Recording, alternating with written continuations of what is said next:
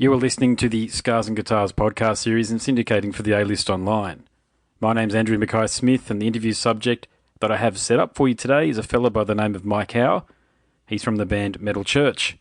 The reason for the conversation is to promote Metal Church's brand new studio offering for 2018, Damned If You Do. Let's have a listen to what Mike has to say. Here we go. Mike, Andy Mackay-Smith, how are you, mate? Hey, good, Andy. How are you, sir? Mate, I'm not too bad. I've certainly been looking forward to this conversation here. And I don't know where to start, really, except I've got to say this. Holy shit, I was not expecting it. I'm talking about this new album here from you guys. It's a cracker. That's awesome. I very much appreciate that. I didn't let the cat out of the bag, although it looks like I didn't, because I actually went onto Twitter. When I first downloaded it from the Nuclear Blast portal, you see, and I was listening to it in the car, and at first I've got to be frank, mate, at first I didn't realise it was you guys. I thought it was some other young and up-and-coming thrash metal outfit, because there's a lot out there these days, as you can appreciate. And I was talking to John from Fifth Angel about something similar, okay, but I'll make the point here. But And I thought, God, who's this that's playing at the moment? So I left it on, and I don't have an inbuilt car speaker system these days because I got a 2006 Jeep, and, well, it's just very agricultural inside, so I'm listening to it on my iPhone speakers. And when an album comes through very strongly on my iPhone speakers, I know it's been recorded well, produced well, but more to the point, the songs are done incredibly well. But Damned If You Do. I went onto Twitter, and I think you might control your Twitter, but I think I got out of the car and I thought, God, I've got to let somebody know about this album. I know it's not out yet, but I think I said, holy shit, Metal Church, what's going on here?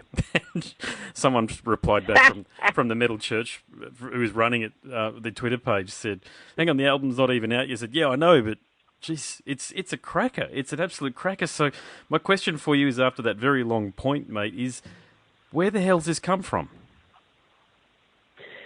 It comes from the heart and soul. You know, I don't know. We don't try. We don't contrive our music. We don't overthink it. It's just a basic process that Kurt and I have always gone through the same way. And we get inspired by certain things, and Kurt goes in and lays down tracks and plays them for me, and I get up in front of a microphone and I scream out what comes out, and then we just try to keep it natural and organic and see what happens. I think that's what artists, what we try to do anyhow as artists is try to be true from our heart and give it all we've got, and that's all we can do. And sometimes you, as an artist, you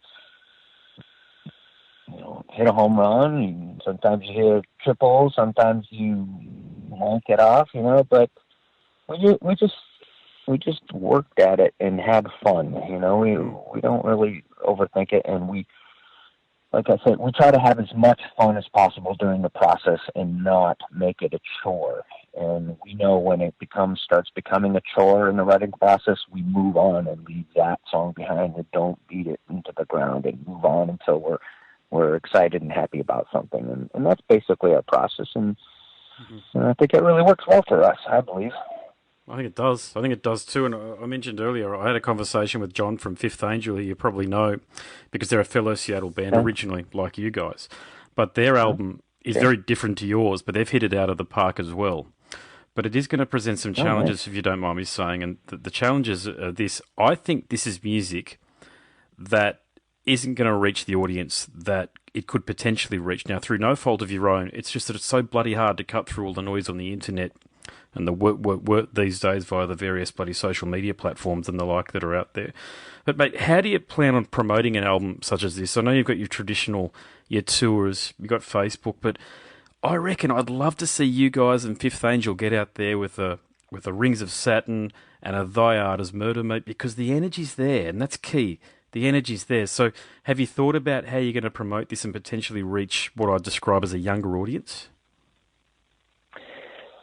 Well, it's a difficult dance, Andrew, in this day and age, as you're fully aware of the situation of our business and the internet and all that. But on another personal note, we're very grateful to be able to still write and record albums and get them out in our 50-somethings, but we do have families and home life responsibilities that we have to take into account as well. So to be able to, it's not going to be like we could get out on the road like a 20-year-old with no responsibilities and just play, 300 shows a year and try to do it that way. So we can only rely on our record company, which we are totally happy with, the Rat Pack Records in the United States, and they're working their asses off to do their best through those platforms you mentioned.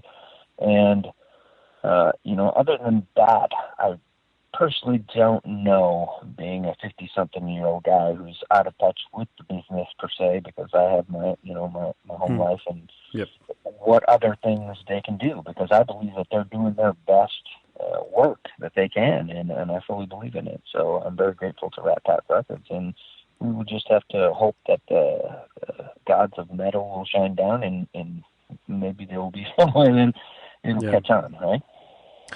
Yeah, it's a bit like that. You can only ever put your best foot forward, and you've certainly done that here. So, I mean, what needs to be there is, and I hate using this term, but it is what it is, okay, in the business. It is product. It is musical product at the end of the day. It's stuff out there that it's available for people to purchase through streaming, because that's how people do it these days. And I know a lot of older people, including myself, we tend to like CDs.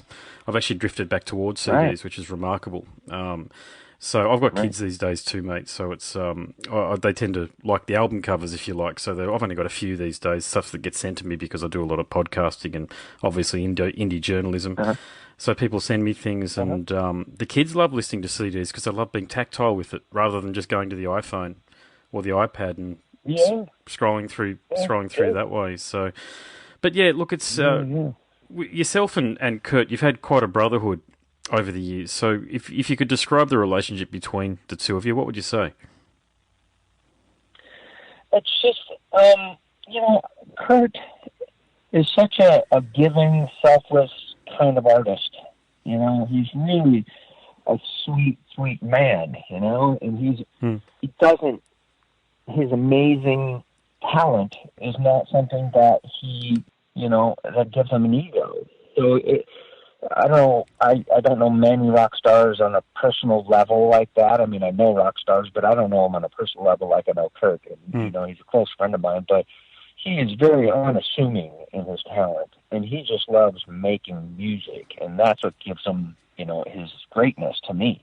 So to be part of that is very special, for him to be able to let me come in, and he and I writing music together, unselfishly giving of each other without any kind of head trips or, weirdness. That can be people, there's no bad feelings or any kind of jealousy. It's just a great relationship, and I'm very thankful for it. So when I think you can break down all these barriers in life that human beings have towards each other and insecurities, and you can just, do something together without these human traits and insecurities, then you might have a chance of making something that's special. And to me, it's special to me, and it's special to him, and that's where it starts. And I think when you do that, I think certain people will see that it is something special, and we like to share it, and hopefully people will get something out of it and enjoy it. Yeah, indeed.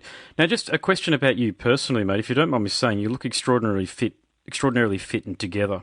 Okay, so I'm not far behind you in terms of the age stakes, but do you have a regime, or what do you do? I mean, you've mentioned you've got a family life, as I do. No doubt you've got professional commitments outside of Metal Church, and then you've got Metal Church. There's a lot on the plate. So how do you keep it all together?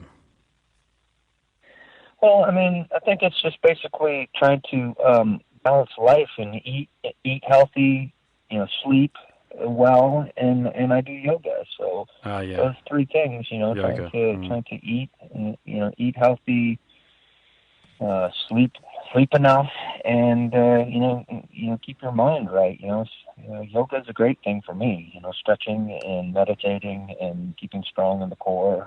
That all helps for me. So that's what I do to try to keep myself centered in life, and it helps. We all have our challenges, and I do too, but these things are what I do to try to keep myself, on the straight and narrow, and being able to do what I love to do. Let me ask you a question. I hope you don't mind me asking this one here, but David Wayne and his legacy. Do you get punished by any of the old school fans about that, or is it? I mean, you've been in the band far longer than he ever was, and you've released far many more albums than what he had when he was in the band. But do you get a cohort of fans that punish the band and the band's members about maybe not giving that period of the band's catalogue enough attention? Well, I mean, there's a certain amount of just a couple songs that come to mind, like "Town of Bricks" or the Metal Church song. But no, my response to this kind of question is, David Wayne was an amazing heavy metal singer, and he's right, and he was there in the beginning with this, iconic album, Metal Church, and then The Dark That Followed, and there's no disputing his contribution to the Metal Church beginnings, and I respect that totally. But having said that, for me, the transition, which made it easier for me, I believe, for the fans to accept me and for who I was, is that he and I have a different heavy metal style. His style is a screaming, high-pitched screams, and it's a great metal style, but that's not my style. And I came in with a growling, controlled yelling, kind of heavy metal style. So I believe that because it was so different, my voice and his voice, that it made the transition for the fans a lot easier than it would have been if I tried to emulate him and his screaming style. Yeah, it wouldn't work, I don't think, for the material you guys have been doing really since you've been the vocal, because you've been the vocalist now for. I know you had a tenure there in the late '80s and early '90s, but you've been doing what you've been doing with the band now for about 15 years, I think, isn't it? Yeah, but and it's another testament to Kurt Vanderhoof's songwriting capabilities, because he knows how to take into account his vocalist that's in his band and write music that's more appropriate for the style of singing that whoever's singing his band is doing. Yeah, fair enough. So when he starts writing music and putting together songs, the basic outlines of songs, he's thinking of Mike Howe's voice when I'm the singer, and so he realizes that he's got a guy that can sing like this instead of the other way, and then he sculpts the songs to be able to be more closely to something that I can fit into and what he and I like to hear for us, Yeah, definitely. Yeah, no, it's a really good point you make there, actually. Yeah, yeah. And what about the band's connection to Australia over the years? So, I mean, being of a similar vintage to yourself, I remember the '90s. They weren't pleasant to just about every metal band out there. So, but I always followed the band and sort of kept tabs on what you guys were doing, especially with the rise of the internet and the like. But did you get a lot of feedback from us over the years? No, unfortunately, this is, the Australian continent and down under there is something that's eluded us. I don't know why. Maybe the distance and it takes, a promoter with, some risk to put up the money and that is needed for a band to come down to Australia and play. And so I hope and I wish that a promoter down in that area will take the mantle up and try to get us down there. But it's a difficult one to try because I don't know what the metal scene down there is good, and I don't know what the overall metal church band scene would be, and it might be a risk for a promoter to try to put up enough money to be able to get us there and do shows, but I don't really know that. But we are exploring that very thing this year. We've really emphasized and put the feelers out to Australia and saying we really want to come there. So are there any takers that want to start negotiating and see if we can get down there? And, we don't want them to lose money, and we definitely, we can't lose money. We have to survive, and make enough money to get down there. So it's a fine dance, and that's part of the music business nowadays. It's a difficult one for a band like us to do, but we're not giving up, and we are keeping fighting the good fight to try to play wherever we can. Good on you. Good on you. And look, I'll ask you one more question because it doesn't sound like that. Or as somebody might be in the background there, but I didn't hear anybody beep through. So, are you cool if I ask you one more That's question? okay. No, Yeah. I think you're right. Go ahead. Okay. The Mega Cruise. I think it's called Mega Cruise, isn't it? That you're doing with Megadeth, Yeah. Anthrax, Testament. God, you've got to be looking forward to that at the end of 2019. Yeah. Yeah, it's very exciting. And Megadeth, since I've been back in the band, Megadeth has been a very awesome supporter of Metal Church and their resurgence with me in the band. And the two Daves are amazing and been very kind to us. And they took us out on a month-long tour, 2017 in the fall, and we played over in Europe, and they let us open a couple slots for them in Norway and Sweden, I believe. And they have been very supportive of us, and so we're thankful to them, and we look very much forward to playing that cruise, and with a bunch of our peers at that time, Armored Saints on there, and Anthrax, and there's a lot of great bands of our era, so it should be very exciting. Indeed.